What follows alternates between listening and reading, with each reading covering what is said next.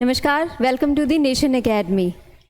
तो जैसे कि हम सब जानते हैं कि पटवारी की भर्ती आ चुकी है, तो जो बच्चे इंतज़ार कर रहे थे काफ़ी टाइम से, उनके लिए एक सुनहरा मौका है। क्यों? क्योंकि 2020 पदों पर ये भर्ती जारी की गई है।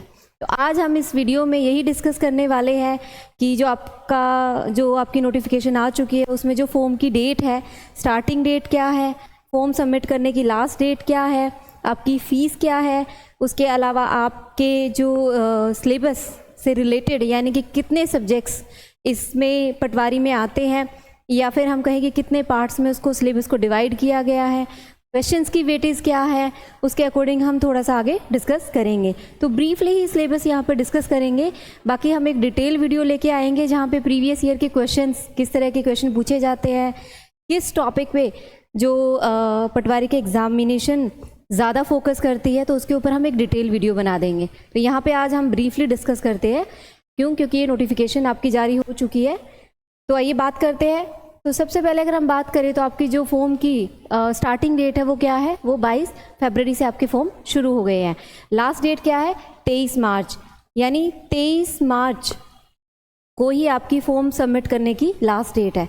ओके, एक चीज़ आपको ध्यान रखनी है कि कुछ बच्चे फॉर्म फिल करते टाइम पे कुछ गलतियां करते हैं, तो वो चीज़ें हम वीडियो के लास्ट में डिस्कस करेंगे ताकि आपका जो फॉर्म है वो गलत ना हो, वरना यहाँ पे आपको अलग से चार्जेस पे करने पड़ सकते हैं। तो इस चीज़ का हम ध्यान रखेंगे, ये वीडियो के एंड में हम बात करेंगे। तो सबसे पहले अगर हम बात करें इसकी एप्लीकेशन फ़ी क्या है, तो वो है 600 for general category and OBC. OBC यहाँ पे जो आपकी एक तरह से जो क्रीमी लेयर है उनकी बात की गई है। उसके अलावा जो आपकी रिजर्व कैटेगरी या दिव्यांग जन होंगे उनकी जो होगी वो 400 होगी। क्लियर? नेक्स्ट हम बात करते हैं आयु की। आयु सीमा क्या है? 18 साल जो है वो मिनिमम, कम से कम 18 साल की होनी चाहिए और मैक्सिमम ज़्यादा से ज़्यादा 40 साल के होने चाहिए। और जो इसकी निर्धारित की जाएगी या गणना की जाएगी वो की जाएगी 1/1/26 के अनुसार। ठीक है, 1/1/26 के अनुसार। तो इस चीज़ का आप ध्यान रखिएगा। लास्ट है हम नेक्स्ट अगर हम बात करें तो एज रिलैक्सेशन, यानी आयु में क्या कोई छूट दी गई है? जी हाँ, बिल्कुल। तो 3 से 5 साल की यहाँ पे छूट, आयु सीमा में छूट दी गई है रिजर्व कैटेगरी के लिए। अब इसके बाद जो दो चीज़ें आपको बहुत ध्यान रखनी है वो ये, यानी एलिजिबिलिटी की अगर हम बात करें, कौन बच्चे हैं जो ये फॉर्म जो है फिल कर सकते हैं। तो सबसे पहले अगर हम बात करें तो आपको पता होगा एक CET का एग्ज़ाम होता है। ठीक है, ये दोनों ही होता है, यानी कि +2 बेस्ड भी होता है, ग्रेजुएशन बेस्ड भी होता है। तो जो ग्रेजुएशन यानी कि जो स्नातक स्तर का जो CET होता है वो पास जिन बच्चों ने किया होगा वही बच्चे इस फॉर्म को फिल कर सकते हैं। साथ ही एक डिप्लोमा होता है आपका 10th के बाद RSCIT का, यानी कि एक तरह से सर्टिफिकेट होता है इंफॉर्मेशन टेक्नोलॉजी में, वो भी बच्चे ने किया हो तो वो फॉर्म फिल कर सकता है। अब बात करते हैं सिलेबस की। सिलेबस को 5 पार्ट्स में डिवाइड किया गया है। सबसे पहले आपका आता है जनरल साइंस, जहाँ पे GS वाला पार्ट आ गया। तो एक तरह से ये GS में यहाँ पे आपका general science, history, polity and geography of India. तो आपकी जो हिस्ट्री, पॉलिटी एंड ज्योग्राफी होगी वो इंडिया बेस्ड होनी चाहिए। फिर आपकी general knowledge and current affairs. Clear? यहाँ पे अगर हम वेटेज या रेशो या परसेंटेज की अगर हम बात करें तो अराउंड 25 जो है वो आपकी रेशो है कि जो क्वेश्चंस पूछे जाते हैं अराउंड इस पार्ट में से वो ये आपकी रेशो दी गई है। और जो क्वेश्चंस होते हैं, नंबर ऑफ क्वेश्चन कितने पूछे जाते हैं? 38। नेक्स्ट हम बात करते हैं geography, history, culture, polity of Rajasthan. तो यहाँ पे जो आपकी GS वाला पार्ट है वो इंडिया बेस्ड है, यानी कि जो इंडिया की ज्योग्राफी, पॉलिटी और हिस्ट्री है, यहाँ पे आपका राजस्थान स्पेसिफिक है, यानी geography, history, culture and polity of Rajasthan. Clear? यहाँ पे अब अगर हम रेशो देखें तो वो है 20। नेक्स्ट है जनरल इंग्लिश एंड हिंदी, यहाँ पे around 15। Mental ability and reasoning, basic यानी बेसिक जो न्यूमेरिकल एफिशिएंसी है विद द रीजनिंग, वो आपकी है अराउंड 30। एंड बेसिक कंप्यूटर की अगर हम बात करें तो वो है 10। तो टोटल अगर रेशो की बात करें तो इस तरह से आपकी 5 पार्ट्स में डिवाइड किया गया है। यहाँ पे अगर नंबर ऑफ क्वेश्चंस की बात करें तो GS का आपका जो है विद साइंस ये है 38, देन आपका 30, जनरल इंग्लिश और हिंदी 22 क्वेश्चंस, यहाँ पे 45 क्वेश्चंस आ जाएंगे और यहाँ पे आ जाएंगे आपके 15। तो आप देख सकते हैं यहाँ से आपको आइडिया लग जाएगा कि किस चीज़ पे आपको ज़्यादा फोकस्ड रहना है।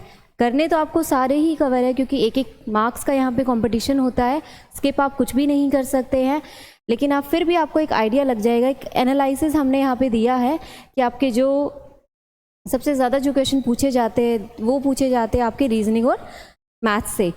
फिर आपका जो है जीएस वाला 38 वहाँ से आपसे क्वेश्चन पूछे जाते हैं।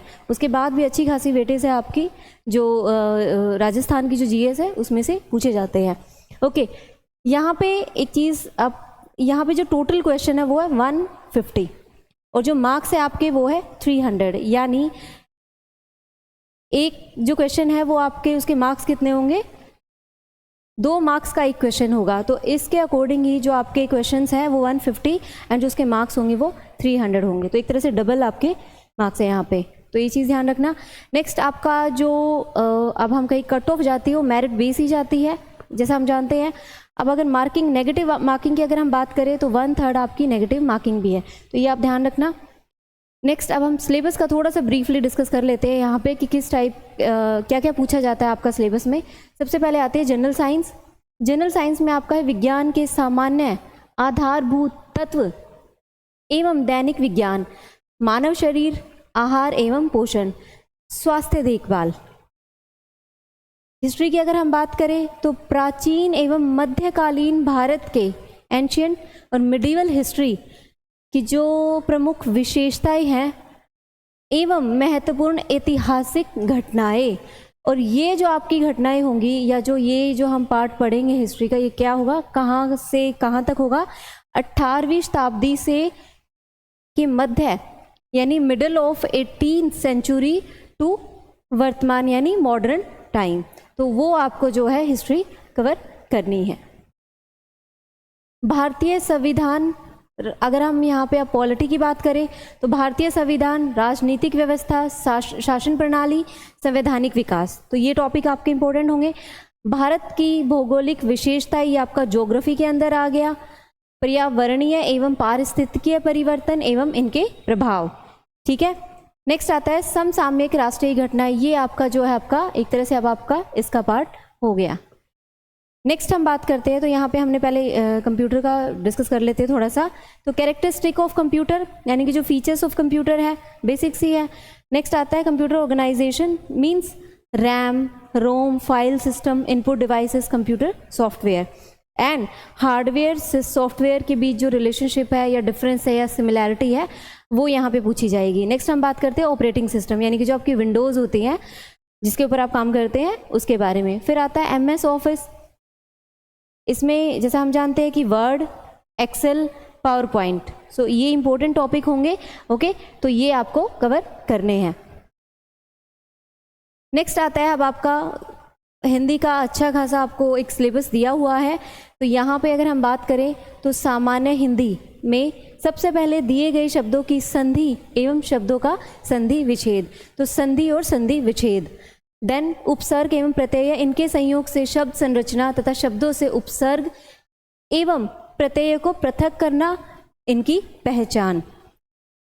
उसके बाद समस्त सामासिक पद की रचना करना, समस्त सामासिक पद का विग्रह करना यानी कि रचना करना और विग्रह करना। शब्द युग्मों का अर्थ भेद। नेक्स्ट है पर्यायवाची शब्द और विलोम शब्द। शब्द शुद्धि, दिए गए अशुद्ध शब्दों को शुद्ध लिखना यानी कि शुद्ध और अशुद्ध शब्द। वाक्य शुद्धि यानी कि जो आपका सेंटेंस करेक्शन होता है एक तरह से, वर्तनी संबंधी अशुद्धियों को छोड़कर वाक्य संबंधी अन्य व्याकरणीय अशुद्धियों का शुद्धिकरण। नेक्स्ट है वाक्यांश के लिए एक उपयुक्त शब्द। पारिभाषिक शब्दावली यानी प्रशासन से संबंधित अंग्रेजी शब्दों के समकक्ष हिंदी शब्द। नेक्स्ट आ जाता है मुहावरे एवं लोकोक्ति। क्लियर? तो ऑलमोस्ट यहाँ पे भी कई चीज़ें यहाँ पे आपकी इंग्लिश में मेंशन है, ठीक है। जैसे आपकी मुहावरे लोकोक्ति है, सो इंग्लिश की अगर हम बात करें तो फ्रेजेस एंड इडियम्स हो गई। अगर यहाँ पे हम पर्यायवाची शब्द और विलोम शब्द की बात करें तो आपके जो साइनोनाइम और एंटोनिम होते हैं वो आपके सेम है। यहाँ पे अगर हम बात करें correction of common error, correct uses, तो एक तरह से आपकी जो वाक्य अशुद्धि है वो आपकी करेक्शन ऑफ कॉमन एरर या करेक्ट यूसेस, आपके सेंटेंस जो करेक्शन होते हैं वो वाला पार्ट आ जाता है। And comprehension of unseen passage, जो आपके पैसेज होते हैं, कॉम्प्रीहेंशन होते हैं, वो यहाँ पे कवर हो जाते हैं। आई होप कि यहाँ तक क्लियर है आपको। नेक्स्ट अब जो इम्पोर्टेंट पार्ट है जिसमें से सबसे ज़्यादा क्वेश्चन जो पूछे जाते हैं वो है आपका मेंटल एबिलिटी एंड रीजनिंग, यानी basic numerical efficiency with the basic numerical efficiency. तो सबसे पहले हम बात करते हैं रीजनिंग में क्या क्या आएगा। Making series and analogy, then figure matrix questions and उनकी classification, alphabet test, passage and conclusions, then blood relation यानी रक्त संबंध, coding decoding, direction sense test यानी दिशा, सिटिंग अरेंजमेंट यानी बैठक, input output, number ranking and time square, making judgements, logical arrangement of words, inserting the missing character या फिर number. Mathematical की अगर हम बात करें, अब यहाँ पे जो आपका पार्ट है ये आपका मैथ्स का पार्ट है। तो यहाँ पे mathematical operation and average and ratio, area and volume, percentage, simple and compound interest, unitary method and last में आपका प्रॉफिट एंड लॉस। तो ये आपका एक ब्रीफली हमने सिलेबस डिस्कस किया है। इसके बाद हम जो वीडियो लेके आएंगे वहाँ पे हम डिस्कस करेंगे जो भी आपके इम्पोर्टेंट टॉपिक होंगे या प्रीवियस ईयर के क्वेश्चंस होंगे उनके बारे में हम बात करेंगे कि आपको किस टॉपिक पे ज़्यादा फोकस करना है और कैसे तैयारी करनी है। ठीक है, पूरे एनालिसिस के साथ हम वो वीडियो आपके सामने लेके आएंगे। इसके साथ ही आप हमारे चैनल से जुड़ सकते हैं। यूट्यूब चैनल्स के में ही इस वीडियो के एंड में ही आपको लिंक मिल जाएगा, वहाँ पे आपको टेलीग्राम का और जो सोशल मीडिया हैंडल है वो उसका लिंक मिल जाएगा। तो आप हमारे टेलीग्राम चैनल से जुड़िए, वहाँ पे एप्लीकेशन का भी लिंक है नेशन एकेडमी की, तो वो आप डाउनलोड कीजिए। तो यहाँ पे जो भी कोर्सेज़ है, आपको कौन कौन से कोर्सेज प्रोवाइड किए जाते हैं वो सब आपको, या फिर PDF है, करंट अफेयर्स है, वो आपको मिल जाएंगे। तो आप वो डाउनलोड कर लीजिएगा। ठीक है, बाकी हम मिलते हैं फिर नेक्स्ट वीडियो के साथ। Thank you so much.